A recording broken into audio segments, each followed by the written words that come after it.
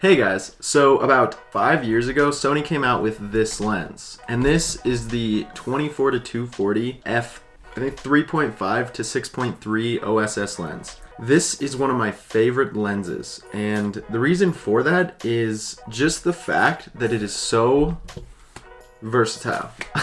If you've ever been taking a photo and all of a sudden you say, oh, I want more zoom, and then go into your camera bag, find your zoom lens, switch to that, take a couple photos on your zoom lens, and then say, oh man, I wish that I had my wide angle again because I just saw this new angle and this zoom lens just doesn't cut it. Because I do that all of the time. At least I used to, until I had this thing.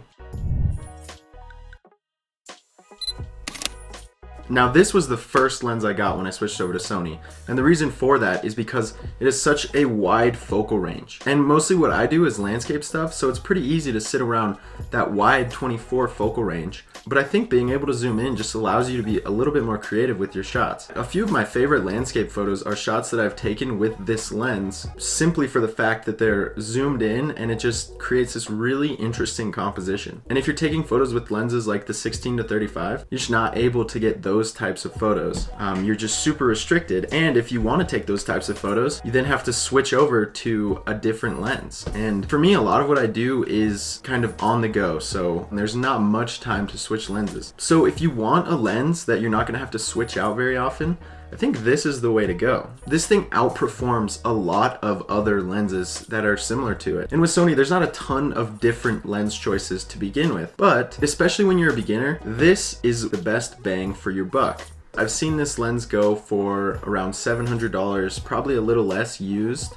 Again, I get all of my stuff on eBay. That's where I found the cheapest gear. You just have to be a little bit more patient. I found it pretty cheap, from $600 to $700 used. Brand new, it's a little bit more expensive, but I think because it's so universally usable, it's really worth that price range. As far as image quality, I provided some samples in a Dropbox folder, and the link to that is just below. These were all taken on an A7 II body, so there's some raw photos in there, and then there's also some edited photos too. I will say it doesn't perform super well in low light conditions. It actually struggles. If you're using an ISO above, honestly, like 500, you can really notice a lot of noise in your photos, which 500 isn't that much, but considering how well Sony's shoot in low light situations, it's really not that great. But it's pretty easy to look past that once you see how well it does in well-lit situations. And I touched on this a little bit before, but this is my go-to travel lens. If I'm going somewhere with harsh conditions where I'm really not going to want to change lenses just to be safe, this is what I'm going to keep on my camera from the start. And the reason for that is in some of those situations you just don't know exactly what you're going to get. I would much rather be able to get an array of different shots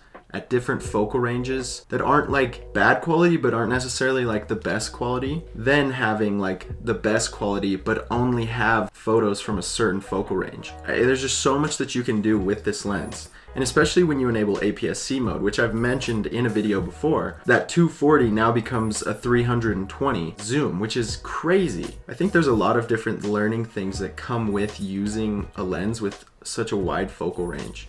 You can really just start to understand more of what those are and just photography in general. And so that's why I think it's one of the best lenses for beginners. You pretty much just get all in one. You can do street photography, landscape photography, portrait photography. There's just so much you can do with it. And even people who aren't necessarily beginners, like I still use this lens. I've been using it for 2 years. Yeah, anyway, if you're a beginner and you have the money to buy this lens, I highly recommend it. Honestly, one of my favorite lenses. If you do want to look into this lens, I left an Amazon link down below, but just know that you probably could get this cheaper on eBay. Anyways, yeah, that's where I'm gonna wrap it up. I really appreciate you guys watching, and I will see you in the next video. Later, guys.